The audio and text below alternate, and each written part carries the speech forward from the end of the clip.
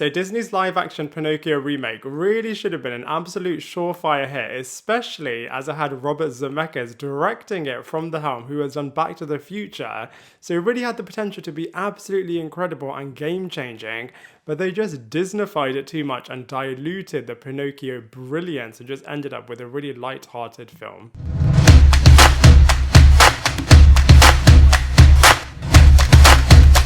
What is up, everybody? Welcome back to my channel, Lifestyle Critic. I hope you're having a brilliant day. So in this video, we are going to be reviewing the live-action remake of Pinocchio, which is the latest Disney animated movie to have the live-action remake treatment. And it really should have been an absolutely brilliant movie, but I'm really not sure what's up with Disney and Pixar at the moment, as they really are losing their golden touch. As about 10 years ago, their movies were just absolutely unbelievable, true breathtaking masterpieces. Whereas nowadays, there's just little charm, little magic, little humor, and most of all, just very little heart, which is what they were absolutely prolifically known for before. But just feel Pinocchio as a result was just a really lacklustre movie. I mean, it had some glimmers in there, but it really should have been so much better. And I'm going to be breaking it all down for you in this movie review. So we're first introduced to the Geppetto character, who is a really lonely and kind-hearted woodcarver, and who really longs for a son as he has lost everybody really tragically around him. And one day he makes a wish upon a star, and his wish then comes true when his latest wooden creation Pinocchio comes to life, and the film then explores all of the chaos that would take place when a wooden creation turns into a young boy.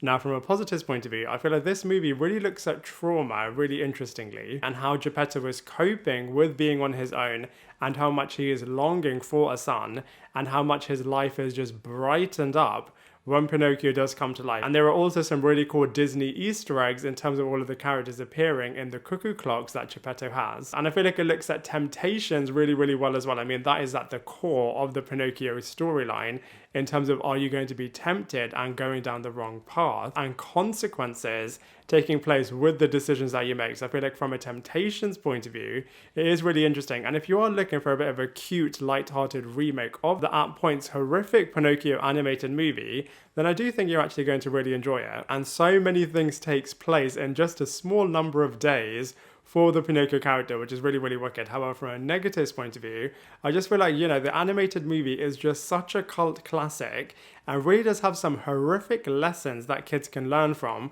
but all of those annoyingly are just so stripped back in this movie, and it sets things up but doesn't really complete them. So for example, Pleasure Island just could have been absolutely unbelievable, especially when all of the characters are just being transformed into donkeys. That sequence definitely feels edited, as I feel like there were definitely more sequences and scenes that they filmed in terms of the donkey characters and what happens next as Pinocchio just runs out of there, and it definitely doesn't have the same impact or effect that the animated movie definitely did have. As well as the collector that you see right in the beginning of this movie that really does want to have Geppetto's brilliant cuckoo clocks.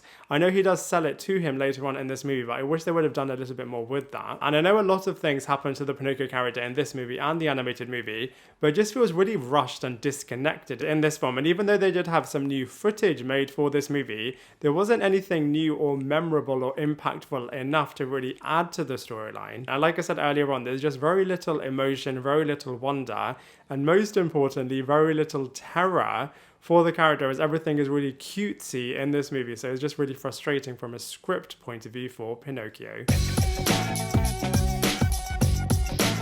So brief spoiler warning, we're just going to very quickly talk about the ending final few moments of the Pinocchio live action movie, but if you don't want to hear this, then feel free to jump straight to the character section. But I had to talk about the final few moments, as of course this is really different to what we have seen traditionally, as obviously we do see that Pinocchio learns all of his lessons and meets all of the requirements from the Blue Fairy and then turns into a young boy himself. But in this film, it seems as if he is going to stay a wooden boy for the rest of his life. I know they did that, as they did want to say that, you know, he doesn't necessarily need to transform into that, as he is perfect and great in the way that he is. So, you know, I can see why they did this, as of course the lesson they wanted to impart is that, you know, sometimes you are perfect the way that you are. But I feel like what they're missing is that now the Pinocchio character is stuck in this purgatory state of being this young boy that's never going to grow up or experience things that everybody around him from a peer's point of view is going to experience, and he's going to see a lot of characters dying and is just going to be stuck as this wooden boy, which maybe is the future that he wants, but I just feel like it's a little bit confusing from an ending point of view. So just like with all of the other aspects of this movie, unfortunately, I feel like from a cast and characters perspective, this movie is very hit and miss. So let's go through them one by one. So first up with Tom Hanks. I have to say, I feel like he was pretty miscast as the Geppetto character. I feel like you weren't able to believe him in the role, unfortunately, and I feel like he definitely should have thrown himself into it a lot more. It was a classic case of, you can hear what this character is saying, but you can't feel what he is feeling. And I feel like he should have just made him a bit more larger than life. Of course, he is going through a lot of trauma and a lot of sad things, but I just feel like he really needed to elevate it, especially in the first act of this movie, where it pretty much is a little bit of a one-man show. And I just feel like for whatever reason, Tom Hanks just wasn't able to bring it in those sequences. Some of the voice actors, on the other hand, though, were really, really good. So Benjamin Evans Ainsworth was so brilliant as Pinocchio. You can really feel his innocence and how much of a massive heart he has. But at the same time, he is so easily misled. And you can really tell that he was just born a couple of hours and days ago. And he really can tell when things are right and wrong. But at the same time, as with everyone, his desires and temptations can potentially lead him down the wrong path. But I just feel like Pinocchio is such an endearing lead, and he is able to carry this movie really, really well. We then have Joseph Gordon-Levitt, who easily stole the show as the Jiminy Cricket character. An absolutely brilliant portrayal and a really great narrator in this film, and you really can feel the stress on this character as being burdened somewhat with the role of being Pinocchio's conscience. And you really can feel by contrast that this character is a really sensible one who always likes to play it safe, wants to be really, really careful with everything, and just hasn't really had to look after a kid before. So I feel like Jiminy Cricket was just so brilliantly represented in this film. And then we have Keegan-Michael Kay, who quite literally stole the show and saved the first half of this movie as the mischievous and cunning Honest John and Mr. Fox character. I just feel like he was brilliantly represented in this movie.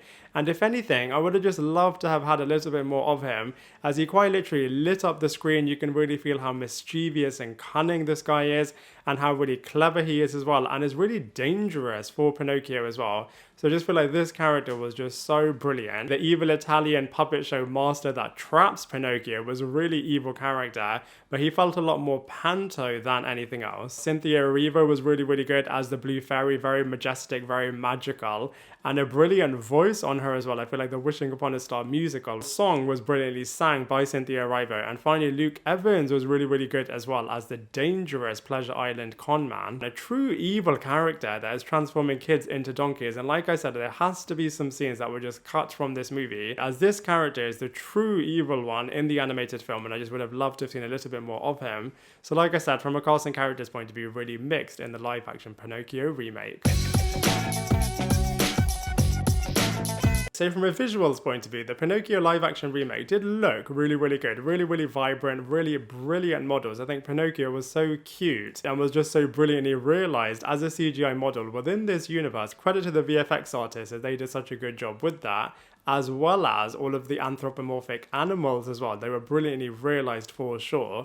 And all of the magic that the Blue Fairy was doing as well, and all of the dangerous scenarios that Pinocchio was finding himself in. So from a visuals perspective at least, this movie definitely looked absolutely incredible. So from a comparisons point of view, there have obviously been loads of live action Disney remakes lately, and I have to say this movie is not as good as the classic animated Pinocchio movie, but I would say, this movie is a lot stronger than the live action remake of Dumbo, but not as good as the other live action remakes, namely Aladdin, Lion King, Mulan, Maleficent, and Beauty and the Beast as well. And so from a comparisons perspective, unfortunately, Pinocchio is just not that great. So overall, with the live action remake of Pinocchio, there were some glimmers of hope with this movie, but unfortunately, overall, it just wasn't that great. I was expecting so much more from this film, especially as I am such a big fan of the Pinocchio movie. And it had the potential to be an absolute classic, an absolute brilliant, one of the best live action remakes that had the potential to be like that. But there are a lot of other Pinocchio remakes coming out soon, so maybe they're going to be a lot stronger. But I feel like from this one, I feel like Disney just played it way too safe and just stripped out and diluted all of the magic, terror, and all of the classic moments that really do make Pinocchio what it is. And so for all of those reasons, I have to give this film a 3.5 out of 10. Now I'd love to hear what you thought of the live action Pinocchio remake, so please let me know in the comment section below. Otherwise, I look forward to seeing you in my next video.